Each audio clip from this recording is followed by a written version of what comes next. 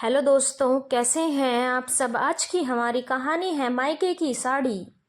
देखो बहू, हम तो इस तरह की साड़ियाँ पहनते नहीं हैं, पर तुम्हारी मम्मी भेजने से बाज नहीं आती है।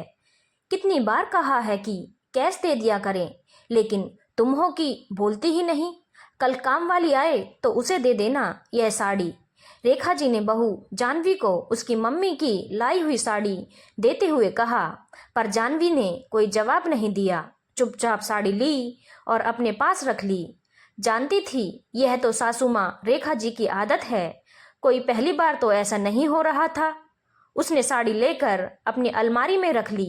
पूरे 1500 रुपए की साड़ी है, ऐसे कैसे काम वाली को दे दूं।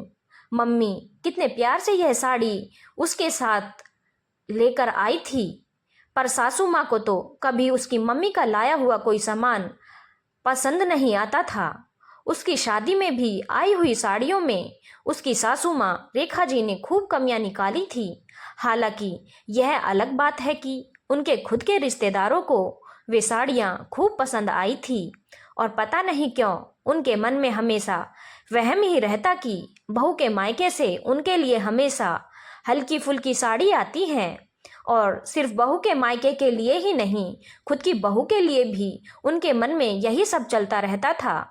बहू खुद तो अच्छी अच्छी साड़ियाँ पहनती है और मेरे लिए हमेशा हल्की फुल्की साड़ियाँ लेकर आती है। और यह बात जानवी अच्छे से जानती थी। थोड़ी देर बाद रेखा जी जानवी के कमरे में आई और बोली, बहू यह तुम्हारे पापा जी ने पैसे दिए हैं। करवा चौथ नज़दीक आ रहा है तो तुम अपने लिए नई साड़ी बाजार से ले आना। मम्मी जी आप भी साथ में बाजार चलिए ना, मैं भी आपको अपनी तरफ से एक साड़ी दिलवा दूंगी जो आप अपनी पसंद से ही खरीद लेना। वैसे भी मम्मी की लाई साड़ी तो आपने मुझे दे दी। एकदम से रेखा जी बोली, नहीं नहीं बहू, मुझे बाजार नहीं जाना, तुम अपनी पसंद से ही खुद ले आना मेरे लिए साड़ी। कहकर रेखा जी कमरे से निकल गईं। जानवी ने सोचा, चलो मम्मी जी नहीं जा रही हैं तो सूरज जी को अपने साथ ले जाऊंगी। आखिर मम्मी जी अपने बेटे की पसंद की खूब तारीफ करती हैं, वह तो मम्मी जी की पसंद की साड़ी दिला देंगे। शाम को जैसे ही सूरज घर आया, थोड़ी देर बाद जानवी सूरज को लेकर मार्केट रवाना हो गई। वहां से खुद के लिए और रेखा जी के लिए साड़ियां खरीद कर ले आई। दोनों साड़ियां एक ही कीमत की थी। साड़ी को देखकर रेखा जी ने कुछ नहीं कहा और चुपचाप साड़ी अपने पास रख ली। लाइए मम्मी जी, इसका ब्लाउज दे दीजिए, मैं तैयार करवा दूंगी। अरे नहीं बहू, मैं अपना ब्लाउज खुद ही तैयार करवाऊंगी, तुम रहने दो। कहकर रेखा जी ने बात को खत्म कर दिया। लेकिन करवा चौथ के दिन उन्होंने वह साड़ी नहीं पहनी। उन्हें दूसरी साड़ी पहने देखकर जानवी ने पूछा, मम्मी जी आपने नई साड़ी नहीं पहनी। बहू मुझे यह साड़ी ज़्यादा अच्छी लग रही है, इसीलिए मैंने यह पहन ली।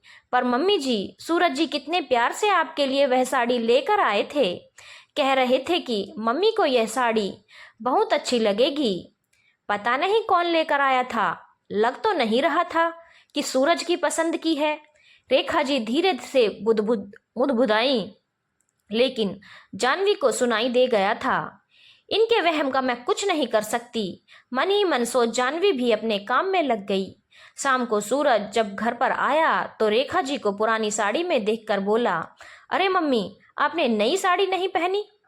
अरे बेटा बस ऐसे ही, और वैसे भी वह तैयार नहीं थी इसीलिए नहीं पहनी। कहकर रेखा जी अपने कमरे में चली गई। इधर सूरज जानवी के पास आया और बोला, जानवी तुमने मम्मी की साड़ी तैयार करवा कर क्यों नहीं दी थी। साड़ी तो तैयार ही थी, हाँ ब्लाउज के लिए मैंने कहा था तो मम्मी जी ने कहा कि मैं खुद तैयार करवा लूंगी।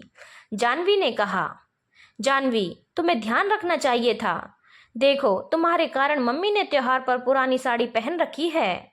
जब खुद की साड़ी तैयार करवाई थी तो मम्मी की भी साड़ी तैयार करवा देती, वह भी आज नई साड़ी पहन लेती।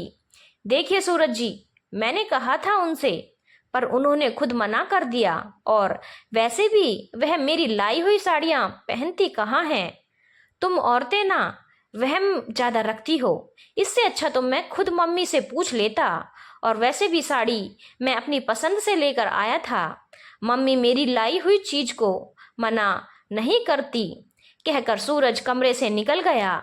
वहां से निकलकर वह सीधा अपने मम्मी के कमरे की तरफ गया, लेकिन उसके पैर वहीं बाहर रुक गए। अंदर रेखा जी अपने पति से कह रही थी, मैं तो कभी ना पहनूं बहू की लाई हुई साड़ियां। खुद के लिए तो देखो कितनी शानदार साड़ियां लेकर आती है, और मेरे लिए हल्की फुल्की सी साड़ी उठाकर ले आती है। अरे पर इस बार तो वह सूरज को लेकर गई थी। मैंने सुना है यह साड़ी तो सूरज पसंद करके लाया है, और कहाँ से तुम्हें यह साड़ी हल्की फुल्की लग रही है?